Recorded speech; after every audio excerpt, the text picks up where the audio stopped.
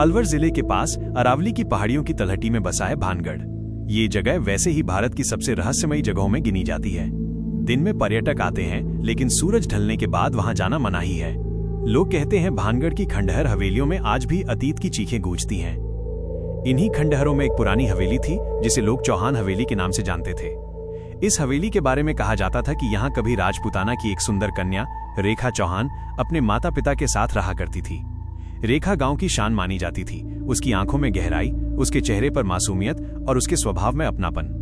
लोग कहते थे कि जैसे ही वो हंसती तो हवेली की दीवारें भी रोशनी से चमक उठती। लेकिन गांव में हर किसी की नजर साफ नहीं थी। कुछ बिगड़े हुए छोरे राकेश यादव, सुरेश मीणा, महेंद्र गुर्जर, अरविंद चौधरी और कमलेश जाटव अक्सर रेखा पर गंदी निगाह रखते। ये पांचों गांव के दबंग थे और उनके डर से कोई मुंह नहीं खोल पाता। रेखा ने कई बार उनकी हरकतों को नजरअंदाज किया, पर वो लोग धीरे धीरे और खतरनाक होते जा रहे थे। एक दिन गांव में मेले का आयोजन हुआ। रेखा भी अपनी सहेलियों के साथ वहां गई। मेला रंग बिरंगा था, लेकिन उन पांचों की निगाहें लगातार रेखा पर टिकी थीं। उसी रात उन्होंने नशे में धुत होकर कसम खाई कि अब वो रेखा को किसी भी हालत में अपना शिकार बनाएंगे। उस रात जब रेखा हवेली की छत पर ठंडी हवा लेने आई तो अचानक उसे पीछे से दबोच लिया गया। वो पांचों दरवाजा तोड़कर अंदर घुस आए थे। रेखा ने पूरी ताकत से चिल्लाने की कोशिश की, लेकिन उसका मुंह दबा दिया गया। हवेली की ऊपरी मंजिल पर उसे घसीटा गया और वहीं उसके साथ भयानक जुल्म हुआ। उसकी आंखों में आंसू थे और होठों पर सिर्फ एक ही शब्द, भगवान मुझे बचा लो। लेकिन भगवान भी उस रात मौन थे। जुल्म करने के बाद उन्होंने रेखा का गला घोंट दिया और उसकी लाश हवेली के तहखाने में डाल दी। अगले दिन पूरे गांव को बताया गया कि रेखा भाग गई है। उसके माता पिता रो रोकर बेहाल हो गए, लेकिन किसी ने उन दबंगों के खिलाफ बोलने की हिम्मत नहीं की। रेखा की लाश तहखाने में सड़ने लगी और वहीं उसकी आत्मा कैद हो गई। इसके बाद भानगढ़ की चौहान हवेली का रंग बदल गया। रात होते ही हवेली से किसी लड़की की चीखें आने लगी। कभी लगता जैसे कोई सिसक रहा हो, कभी जैसे कोई कह रहा हो, मुझे न्याय दो, मुझे न्याय दो। गांव वाले डर के मारे हवेली से दूर रहने लगे। धीरे धीरे हवेली खंडहर बन गई। अलवर के उस छोटे से गांव में सूरज ढलते ही एक अजीब सी खामोशी उतर आती थी। दिन भर की चहल पहल के बाद रात जैसे डर की चादर ओढ़ लेती थी। और ठीक इसी खामोशी के बीच खड़ी थी चौहान हवेली, एक खंडहर जिसकी टूटी खिड़कियों से हवा ऐसे बजती मानो कोई शोक गीत गा रही हो। गांव के बुजुर्ग कहते थे, उस हवेली में कदम मत रखना। वहां एक लड़की का अधूरा अरमान, अधूरा जीवन और अधूरा बदला अब भी भटक रहा है। लेकिन नौजवान खून को कौन समझाए। अक्सर गांव के छोरे छपरे उस हवेली के बाहर बैठकर हिम्मत आजमाते। कोई कहता चलो अंदर चलते हैं, देखेंगे भूत प्रेत क्या कर लेंगे। पर असलियत ये थी कि आधी रात बीतने से पहले ही उनके पैरों तले जमीन खिसक जाती। उन्हीं छोरे छपरे में 5 नाम बदनाम थे: राकेश यादव, सुरेश मीणा, महेंद्र गुर्जर, अरविंद चौधरी और कमलेश जाटव। ये वही थे जिन्होंने रेखा की जिंदगी लूटी थी। रेखा की मौत के बाद भी ये लोग मजे में जी रहे थे। कोई पहलवान बना घूम रहा था, कोई ट्रैक्टर पर बैठकर खेत नाप रहा था, तो कोई शराब के ठेके पर डेरा डाले रहता। गांव वाले चुप थे, पर हवेली की दीवारें चुप नहीं थीं। रात रात भर वहां से कराहटें आती। कभी कोई साया दिखता, कभी किसी लड़की की हंसी। और सबसे डरावनी बात, जिस रात वो पांचों हवेली के पास से गुजरते, दीवारों से आवाज आती, राकेश, सुरेश, महेंद्र, अरविंद, कमलेश, जैसे कोई उनके नाम पुकार रहा हो। राकेश सबसे दबंग माना जाता था। उसने सबको हंसते हुए कहा, भूत वूत कुछ नहीं होता। अगर रेखा की आत्मा है भी तो आकर मेरा क्या बिगाड़ लेगी। एक रात नशे में धुत राकेश अपनी बाइक पर हवेली के पास से गुजरा। हवा भारी थी, आसमान पर बादल छाए थे। जैसे ही बाइक हवेली की दीवार के पास पहुंची, अचानक उसकी लाइट बंद हो गई। राकेश ने बाइक रोककर लाइट को देखा, तभी पीछे से किसी लड़की की धीमी सी हंसी सुनाई दी। उसने मुड़कर देखा, टूटी खिड़की में एक लड़की खड़ी थी। लाल आंखें, सफेद लिबास और गले पर गहरे नीले निशान। राकेश चीखा और भागने की कोशिश की, लेकिन उसके कान में फुसफुसाहट गूंजी, मुझे न्याय चाहिए। अगली सुबह उसकी लाश हवेली के बाहर पड़ी मिली। चेहरा डर से नीला पड़ा था और उसके सीने पर खून से लिखा था, एक पूरा हुआ। राकेश की मौत से गांव दहल गया। लोग कहने लगे कि रेखा की आत्मा ने बदला लेना शुरू कर दिया है।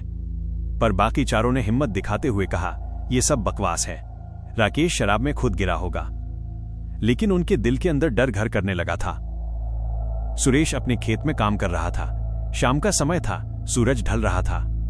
अचानक उसे लगा जैसे कोई खेत की मेड़ पर खड़ा उसे घूर रहा है। वो सफेद कपड़ों में एक लड़की थी, उसके बाल खुले हुए और चेहरा आधा साया में। सुरेश ने गुस्से में पत्थर उठाया और चिल्लाया, कौन है रे? सामने आ। लड़की धीरे धीरे पास आई और सुरेश ने उसकी आंखें देखी, लाल जलती हुई आंखें। अगले ही पल सुरेश के मुंह से चीख निकली, बचाओ। गांव वाले दौड़कर पहुंचे तो देखा कि सुरेश खेत में पड़ा है। उसका गला पूरी तरह नीला हो चुका था, जैसे किसी ने जोर से दबाया हो, और उसके बाजू पर खून से लिखा था, 2 पूरा हुए, एक एक कर मौत। अब गांव के लोग थर थर कांपने लगे। महेंद्र, अरविंद और कमलेश तीनों समझ गए कि अगली बारी उनकी है। उन्होंने गांव के मंदिर में रात रात पूजा कराई, तांत्रिक बुलाए, मौलवी से दुआ करवाया, लेकिन रेखा की आत्मा किसी से नहीं रुकी। महेंद्र की मौत कुएं में हुई। गांव वालों ने कहा उसने खुद छलांग लगाई, लेकिन उसके शरीर पर गले के नीले निशान साफ दिख रहे थे। अरविंद की लाश हवेली की छत से लटकी मिली, और आखिरी कमलेश, उसकी मौत सबसे डरावनी थी। कमलेश सबसे चालाक था। उसने तय किया कि वो हवेली में जाकर रेखा की आत्मा से सामना करेगा। अगर तू सच में है तो सामने आ, मैं तुझसे नहीं डरता। आधी रात को वो हाथ में लकड़ी और ताबीज लेकर हवेली के अंदर गया। हवेली की सीढ़ियां चढ़ते ही दीवारों से चीखने की आवाज आई। छत पर जैसे किसी ने खून से लिखा था, न्याय। कमलेश कांप गया। तभी उसके सामने वही लड़की प्रकट हुई, फटे गले के साथ, खून से लथपथ, आंखें लाल। उसने हाथ फैलाए और बोली, मुझे न्याय चाहिए। कमलेश चीखते चीखते हवेली से बाहर भागा, लेकिन सुबह उसकी लाश गांव के चौक पर मिली। उसकी छाती पर लिखा था, 5 पूरे हुए। गांव वाले कहते हैं कि 5 की मौत के बाद भी रेखा की आत्मा शांत नहीं हुई। रात को हवेली से अब भी चीखें आती हैं। कभी कोई लड़की हंसती है, कभी रोती है, कभी किसी का नाम पुकारती है। आज तक भानगढ़ की चौहान हवेली वीरान पड़ी है। जो भी उस रास्ते से गुजरता है, उसे किसी लड़की की धीमी आवाज सुनाई देती है, मुझे न्याय दो। भानगढ़ की चौहान हवेली अब गांव की श्रापित जगह बन चुकी थी। लोग दिन में भी उसके पास से निकलते तो सिर झुकाकर मंत्र पढ़ते और जल्दी जल्दी कदम बढ़ा देते। रात में वहां जाने की तो कोई सोच भी नहीं सकता था। लेकिन कहानियां वहीं खत्म नहीं हुई। हवेली अब आधी टूटी फूटी खड़ी थी। उसकी दीवारों पर जंगली बेलें लिपटी हुई थीं और टूटी छत से चमगादड़ झुंड बनाकर उड़ते। हवेली के आंगन में एक पुराना पीपल का पेड़ था, जिसकी डालियां रात में ऐसे झूलती जैसे किसी ने फांसी लगा रखी हो। गांव के बूढ़े कहते थे कि कई बार रात को हवेली की खिड़कियों में लाल लालटेन जलती दिखती है, जबकि अंदर कोई नहीं होता। कभी कभी किसी लड़की की परछाई दीवार पर दिखती है, लेकिन असली में वहां कोई नहीं होता। सबसे डरावनी बात यह थी कि हवेली का तहखाना, जहां रेखा की लाश छिपाई गई थी, वहां से आज भी सड़ांध और खून की गंध आती थी। 5 दबंग लड़कों की मौत के बाद गांव वालों ने चैन की सांस ली, लेकिन फिर अजीब घटनाएं शुरू होने लगीं। गांव की औरतें बताती कि रात को जब पानी भरने जाती तो कुएं में किसी लड़की का चेहरा झलकता, फटा गला और खून से भरा मुंह। चरवाहे कहते कि कभी कभी हवेली से करुण पुकार आती, माँ मुझे बचा लो, तारांकन। बच्चे आधी रात को उठकर रोने लगते और कहते कि एक लाल आंखों वाली दीदी उन्हें घूर रही है। गांव का एक बूढ़ा धर्मीलाल, जिसने अपने बचपन में रेखा को देखा था, अक्सर गांव के नौजवानों को किस्से सुनाता। वो कहता, रेखा बहुत भली थी, पर जिस रात उसका कत्ल हुआ, मैंने हवेली से चीखें सुनी थी। मैं भागकर वहां पहुंचना चाहता था, पर मेरे पैर भारी हो गए। ऐसा लगा जैसे किसी ने मुझे बांध दिया हो। उसके बाद से मैंने उस हवेली की तरफ कभी मुंह नहीं किया। लोग पूछते, बाबा रेखा की आत्मा क्यों चैन नहीं पा रही? बाबा कहते, क्योंकि उसके साथ जुल्म हुआ और अभी भी उसका खून हवेली की मिट्टी में समाया है। जब तक कोई उसे सच्चा न्याय नहीं देगा, वो आत्मा भटकेगी। कभी कभी बाहर से आए लोग एडवेंचर की चाहत में या भूत की सच्चाई परखने हवेली में जाते, पर उनमें से कोई भी सकुशल नहीं लौटा। एक बार दिल्ली से कुछ कॉलेज के लड़के आए। उन्होंने शराब पी और कहा, चलो भानगढ़ की हवेली में भूत ढूंढते हैं। रात के 12 बजे वो सब टॉर्च लेकर हवेली में घुसे। शुरुआत में उन्हें कुछ नहीं दिखा। वो हंसते रहे, गाने गाते रहे। लेकिन जैसे ही उन्होंने तहखाने का दरवाजा खोला, तेज बदबू आई और अंदर एक सफेद कपड़े में लड़की खड़ी थी। उसके गले पर नीले निशान और हाथ में खून टपक रहा था। उन लड़कों ने सोचा कोई मजाक है, पर अचानक टॉर्च अपने आप बंद हो गई, दरवाजा अपने आप बंद हो गया और हवेली में सिर्फ चीखें गूंजने लगीं। अगली सुबह गांव के लोग गए तो तहखाने की दीवारों पर खून से लिखा था, मेरे साथ हुआ अन्याय हर इंसान को भोगना होगा।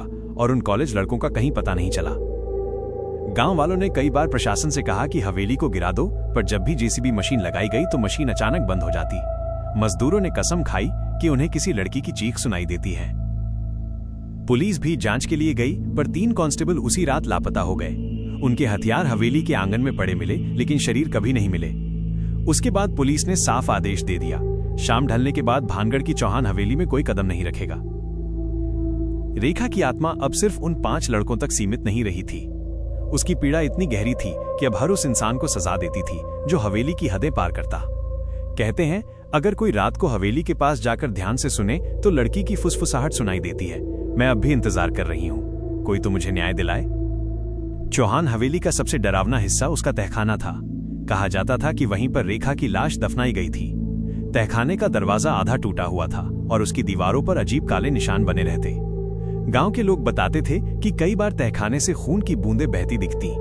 पहले सबको लगता था कि ये नमी है, लेकिन जब उसे छूते तो हाथ पर गाढ़ा लाल रंग लगता, बिल्कुल ताजा खून जैसा।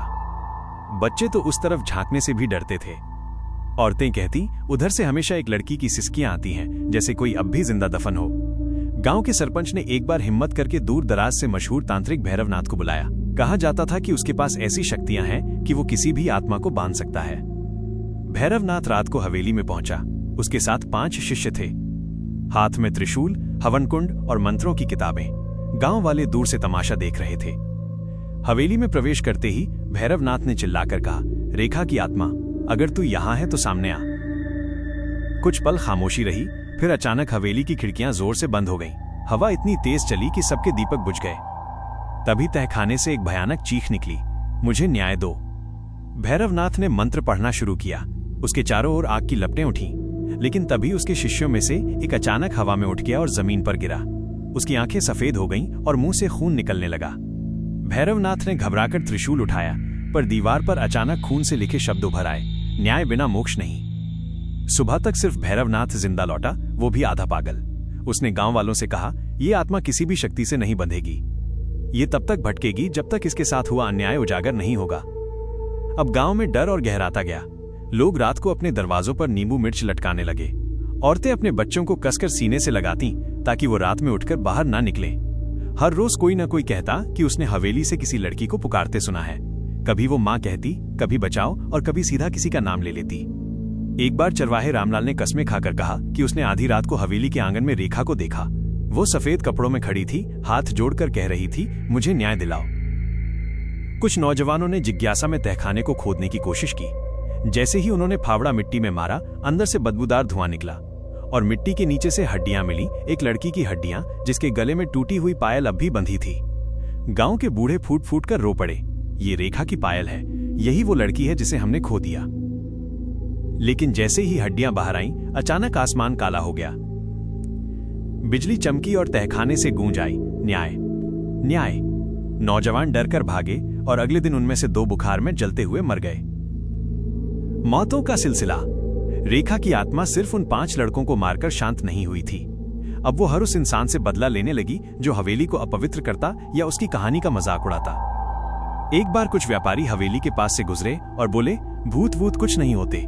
अगले दिन उनकी बैलगाड़ी पलट गई और सब कुचलकर मर गए। एक शादी का जुलूस गलती से हवेली के पास से गुजरा। पूरी बारात में सिर्फ ढोल वाला बचा, बाकी सब किसी अनदेखी आग में झुलस गए। यहां तक कि गांव का एक मास्टर साहब, जिसने बच्चों से कहा था कि रेखा की आत्मा जैसी बातें सिर्फ झूठ हैं, उसी रात उसके घर में अलमारी से खून बहने लगा। अगले दिन वो लापता हो गया। धीरे धीरे लोग कहने लगे कि पूरा गांव श्रापित हो गया है। रेखा की आत्मा सिर्फ हवेली में नहीं, पूरे भानगढ़ में भटकती है। गांव के कुछ लोग डरकर अपना घर बार छोड़कर कहीं और बस गए, पर जो गरीब थे उन्हें वहीं रहना पड़ा। हर रात हवेली से वही आवाज गूंजती, मुझे न्याय चाहिए। राजस्थान सरकार ने कई बार कोशिश की कि भानगढ़ को पर्यटकों के लिए खोला जाए, लेकिन हर बार कोई न कोई हादसा हो गया। एक बार दिल्ली से टीवी चैनल की टीम शूटिंग के लिए आई। उन्होंने कैमरा हवेली के अंदर लगाया।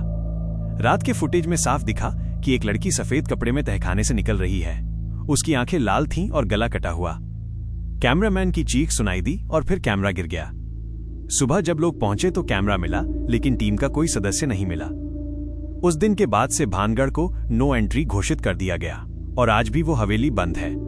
तो कैसी हमारी ये कहानी? अगर थोड़ी भी अच्छी लगी तो लाइक और सब्सक्राइब जरूर कर दें।